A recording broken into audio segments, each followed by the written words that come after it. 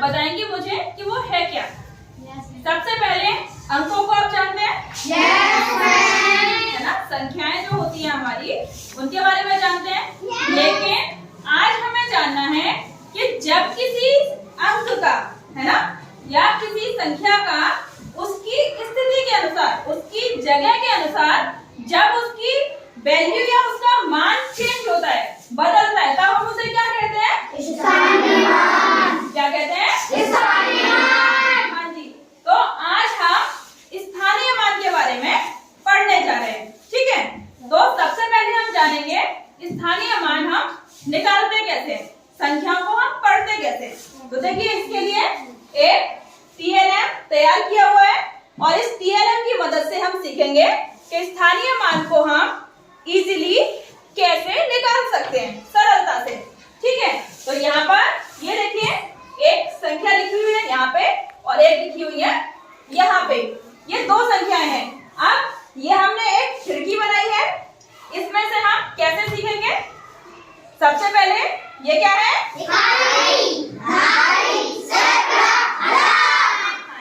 तो जब भी किसी संख्या को हम एक बड़े रूप में पढ़ते हैं तो इकाई दहाई के रूप में पढ़ते हैं, है ना, उसके मान के हिसाब से पढ़ते हैं। तो सबसे पहले इकाई का मतलब क्या होता है? क्या होता है? दहाई का मतलब 10, सैकड़ा का मतलब 100 और हजार का मतलब 1000। ठीक है, तो इसी के अनुसार जब हम किसी संख्या को इनके क्रम में इनके नीचे रखते हैं तो उस संख्या का मान भी इनके अनुसार बदल जाता है। ठीक है, अब जैसे हमने यहाँ पर एक संख्या लिखी 6832। ठीक है, अब हमने इसे इकाई दहाई के हिसाब से सेट किया। अब हम इसे देखेंगे कि इसका मान कैसे बदलेगा। तो अगर हम इधर से चलकर आएंगे तो सबसे पहले हम देखेंगे 6 का मान कितना होगा? किसके नीचे लिखा हुआ है? 1000 के नीचे। तो यहाँ पे देखिए 6 का मान कितना हुआ? 6000। अब सेकंड नंबर क्या है? 8। तो 8 का मान कितना होना चाहिए? 800। क्योंकि ये सैकड़ा है तो सैकड़ा का मतलब क्या होता है? 100। तो 8 का मान कितना होगा?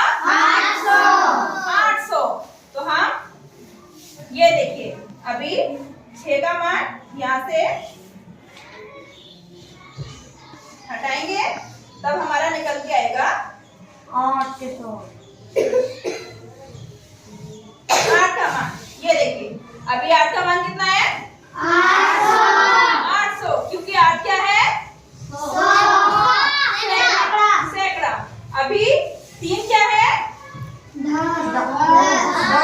दहाई। 3 क्या है? दहाई। और दहाई का मतलब 10। तो 3 की वैल्यू यहाँ पर कितनी हो जाएगी? 30। ये देखिए 3 की वैल्यू कितनी आ गई? 30। और 2 क्या है यहाँ पर? इकाई। तो इकाई वाले अंक की वैल्यू जो है वही रहती है। तो देखिए यहाँ पर 2 की वैल्यू कितनी होगी? 2। कितनी होगी? 2। तो ये तो था एक नॉर्मल वे में आपको समझाना।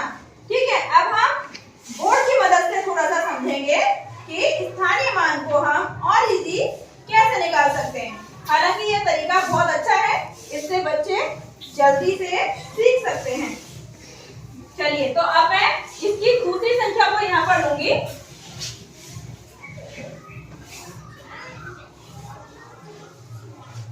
ठीक है ना? अब इसमें हम कुछ बच्चों की मदद लेकर उनसे पूछेंगे कि क्या उन्हें यहाँ पे समझ में आया इकाई, दहाई, सैकड़ा और हजार का मतलब। ये क्या हो गया? इकाई। ये क्या हुआ? दहाई। ये क्या हुआ? सैकड़ा। और ये क्या हुआ?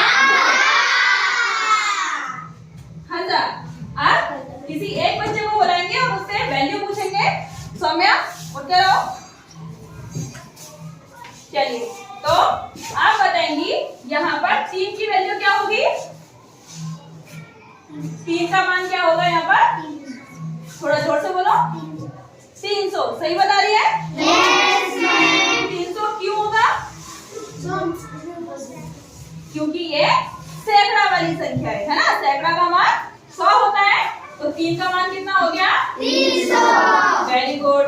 और अगर ऐसे ही हम 6 का मान निकालेंगे तो 6 का मान कितना होगा? 6 किस पे आ रही है? 6 की वैल्यू क्या है? दहाई। तो दहाई का मतलब 10। तो 6 को क्या, 6 का मान क्या आएगा यहाँ पर? 60। Very good. मतलब सौम्य आपको समझ में आ गया है। एक बार ताली बजा दो सौम्य। तो इसके अलावा ये समझ में आया आपको? यस। इसके अलावा एक और तरीका होता है जिससे हम स्थानीय मान को निकाल सकते हैं इजीली। उसे हम सेम ही तरीका होगा यहाँ पर निकाल लेगा। इकाई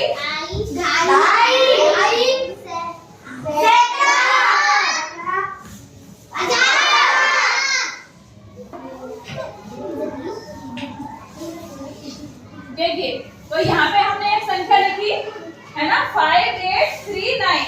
अब इसे सॉल्व करने का एक और तरीका होता है जिसमें आप कुछ इस तरीके से इन पर वर्क करते हैं। मतलब यहाँ पे 9 क्या है? इकाई। और इकाई का मतलब क्या होता है? तो यहाँ पे हम लिखेंगे 1 और मल्टीप्लाई कर देंगे किससे? 9 से। और फिर 9 का पहाड़ा पढ़ेंगे एक बार तो कितना आएगा आंसर? 9। तो इसका मान क्या हो जाएगा? 9 हो जाएगा। ऐसे ही दहाई पे निकालेंगे तो दहाई का मतलब क्या होता है? 10। और गुणा किससे कर देंगे? 3 से। तो 10 का 3 से गुणा करेंगे तो कितना होगा? 30। इसी तरीके से यहाँ पर लिखेंगे हम 8 क्या है हमारा? सैकड़ा का मतलब क्या होता है? 100। और 100 को मल्टीप्लाई किससे करेंगे? कितना हो जाएगा? 800। और लास्ट है 5। तो 5 कितना है हमारा? 1000। तो यहाँ पे हम पहले 1000 मल्टीप्लाई बाय 5 और 5 से जब करेंगे 1000 का मल्टीप्लिकेशन तो कितना आएगा? 5000। ठीक है। तो ये हमारा अब तक का पुराना आइडिया है, पुराना तरीका है जिससे हम हमेशा सॉल्व करते आए हैं। ठीक है। अब इसके अलावा किसको ये तरीका समझ में आएगा और हम एग्जांपल करके देखेंगे और उसके बाद में पता करेंगे कि कौन सा तरीका आपके लिए ज्यादा इफेक्टिव है। डायरेक्ट निकालना यानी ऐसे हम जो डायरेक्ट पढ़ लेते हैं वो, या फिर ऐसे लिख कर निकालना। ठीक है। तो यहाँ पर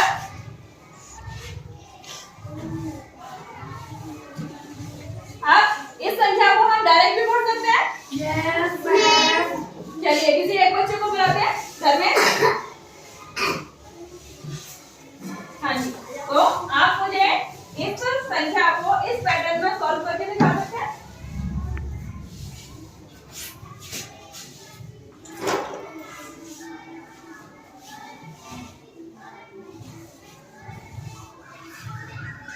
और सभी बच्चे देखेंगे कि क्या धर्मेंद्र सही कर रहे हैं।